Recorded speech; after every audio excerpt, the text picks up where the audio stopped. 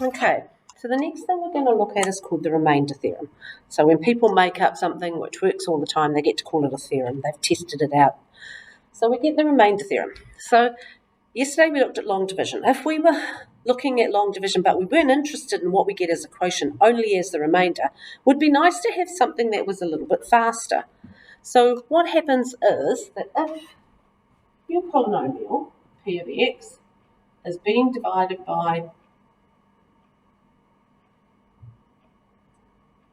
I can't remember what we called it, f of x because it's a factor, then we can get an r of an x can be found.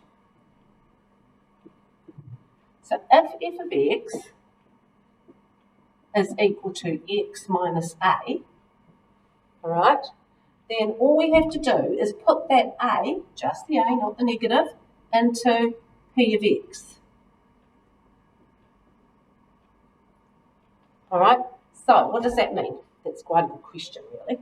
So yesterday we looked at one and we ended up with a remainder of 43.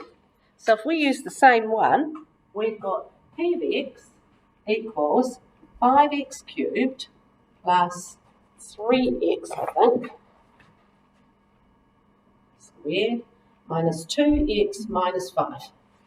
All right, so how on earth are we going to get a remainder from this? If we say we're dividing by x minus 2, all right, so if we're dividing by x minus 2, then we're going to put 2 in.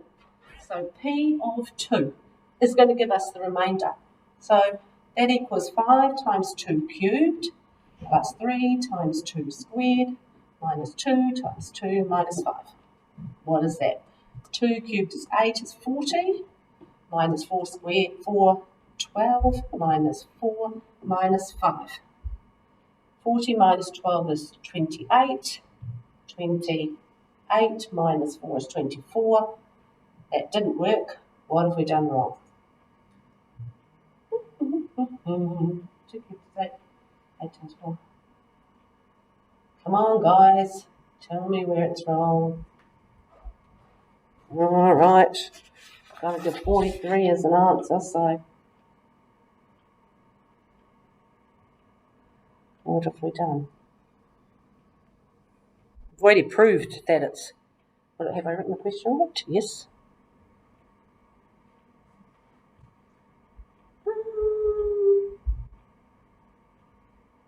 Should get 43. Okay. You might just pause for a minute. All right, I found the mistake. Hope you did too. Plus to plus. Right, now we get 43. 43. Check. So that's how the remainder theorem does work. Okay, so how could we tell if something was an actual factor of a quadratic? Let's say we've got x squared minus 5x plus 6. We know that factorises perfectly to give us minus 3 and minus 2. So I know that x minus 3 is a perfect factor of this. This was not a factor, this one over here, because it didn't give me, I wouldn't have got it perfectly at the end. So this is perfect. How can I tell? Let's look and see what happens when we put 3 in. So p of 3 equals 3 squared minus 5 times 3 plus 6.